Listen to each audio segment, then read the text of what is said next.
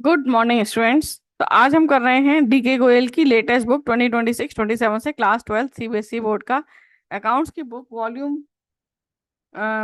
2 part A chapter number 6 accounting for companies issue of shares question number 115। तो ये देखो CBSE के practice question paper 2024 में है। तो इम्पॉर्टेंट क्वेश्चन है, ध्यान से करेंगे, ऐसे क्वेश्चन एग्जाम में आते हैं। ठीक है, थोड़ा टफर साइड पे भी है पर यहाँ से आपका कॉन्सेप्ट क्लियर हो जाएगा। तो ध्यान से करेंगे। Question number 115, Pfizer limited invited applications for 4,000 equity shares of rupees 100 each at a premium of rupees 30 per share. The amount was payable as follows. तो एप्लीकेशन पर 40 रुपीज है, अलॉटमेंट पे 60, फर्स्ट एंड फाइनल कॉल 30। ठीक है। अब तो application पर 30 + 10 40, allotment में है 40 + 20 and first call 30. Applications for 5,000 shares were received. Allotment was made to all the applicants on pro rata basis.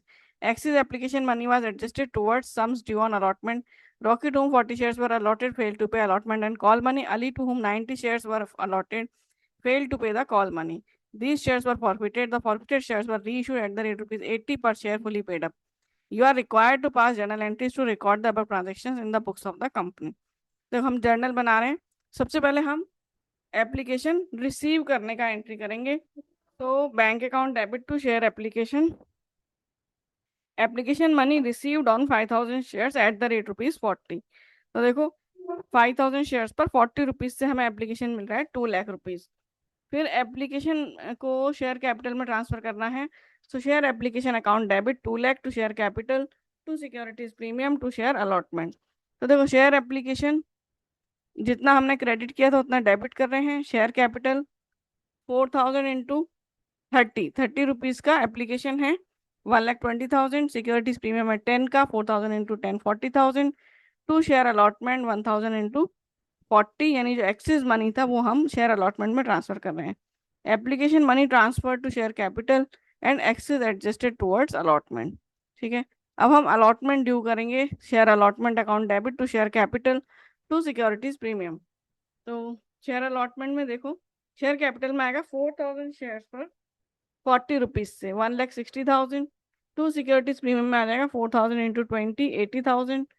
और शेयर अलॉटमेंट में आ जाएगा 2,40,000। फिर अलॉटमेंट रिसीव करेंगे, bank account debit to share allotment, allotment money receive. तो यही यहाँ से इसका देखो ट्रिकी पार्ट स्टार्ट हो जाएगा। तो ये कैसे करेंगे हम, 1,98,000 आया लेकिन कैसे आएगा।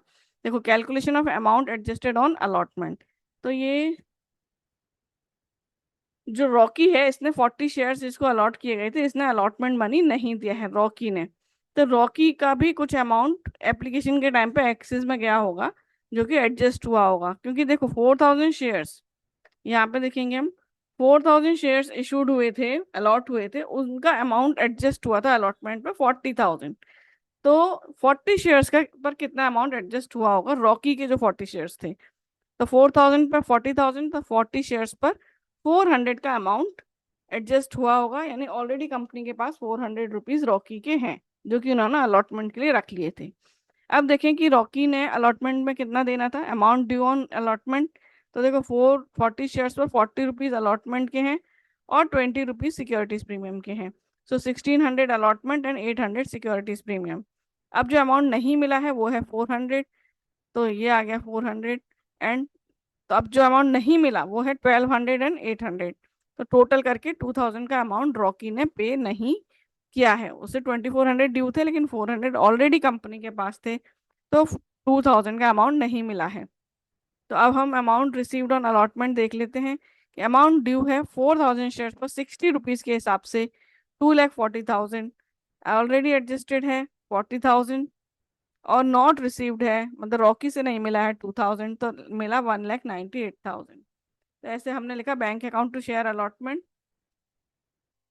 1,98,000 to share first and final call account debit to share capital 4,000 shares into 30 1,20,000 first and final call due on 4,000 shares.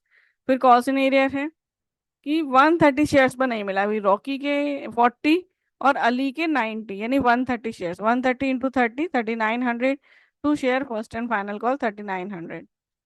फिर है फॉरफीचर का एंट्री। तो ये भी ट्रिकी है, देखो, share capital account debit securities premium debit to share forfeiture to calls in arrear to share allotment.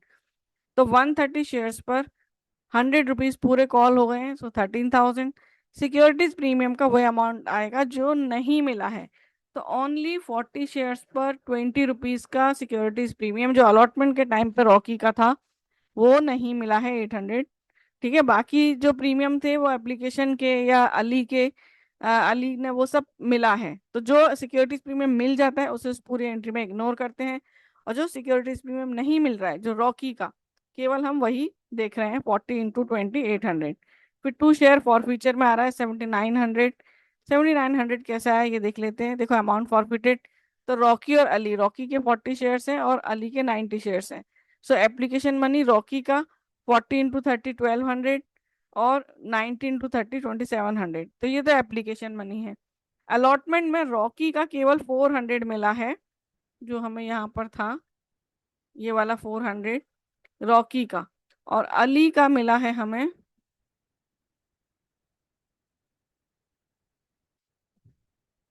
90 × 90 shares पर 40 rupees, 3600। तो टोटल हो गया 1600 प्लस 6300, 7900। सो 7900 आ गया टू शेयर फॉरफीचर में। कॉस्ट एंड एरियर में आ जाएगा 3900 जो हमने प्रीवियस एंट्री में लिखा था, और टू शेयर अलॉटमेंट जो हमें 2000 रॉकी से नहीं मिला। ठीक है, so 130 shares forfeited. Now reissue of shares.